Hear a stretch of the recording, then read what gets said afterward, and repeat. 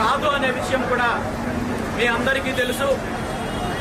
గత ఫిబ్రవరి 22వ తేదీన బీసీ సింహగర్జన పేరుతో బహిరంగ సభ నిర్వహించి ముఖ్యమంత్రి చంద్రబాబు నాయుడు గారు, తెలుగుదేశం పార్టీ బీసీలకు ఇచ్చిన హామీలను నెరవేర్చాలి, బీసీల యొక్క న్యాయపరమైన డిమాండ్లను నెరవేర్చాలని చెప్పి ప్రభుత్వాన్ని డిమాండ్ చేసినప్పటికీ కూడా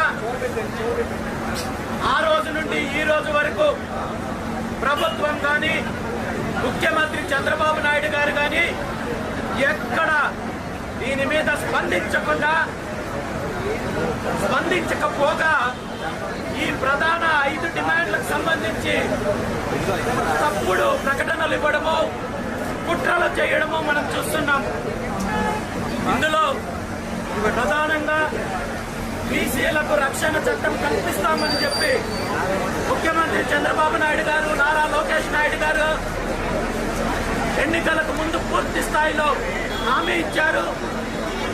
మేము అధికారంలోకి వచ్చిన 100 రోజుల్లో బీసీలకు రక్షణ చట్టం తీసుకొని వస్తామని చెప్పి ప్రగల్భాలు పలికి ఇప్పుడు తీరా 2 సంవత్సరాల తర్వాత కూడా కేవలము తప్పుడు ప్రకటనలతో, తప్పుడు కథనాలతో బీసీలను వంచే ప్రయత్నం చేస్తున్నారు. కానీ నిజంగా బీసీ రక్షణ చట్టానికి సంబంధించిన ముసాయిదా ఇప్పటి వరకు రెడీ అవ్వలేదు.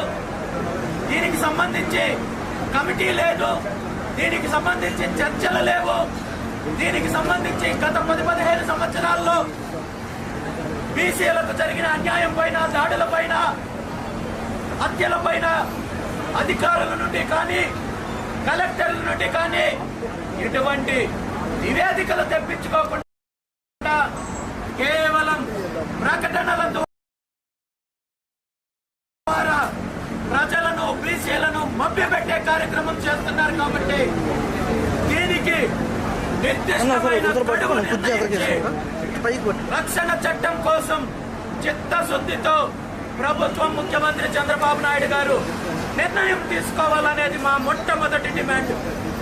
అదేవిధంగా ఈరోజు రాష్ట్రానికి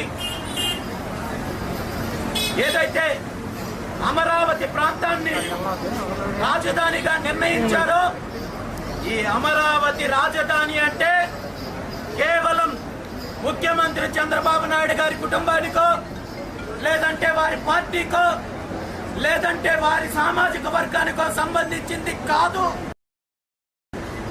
అమరావతి రాజధాని ఈ రాష్ట్రంలో ఉన్న అన్ని వర్గాలకు రాజధానిలో భాగస్వామ్యం కావాలి అనేది బీసీవై పార్టీ డిమాండ్.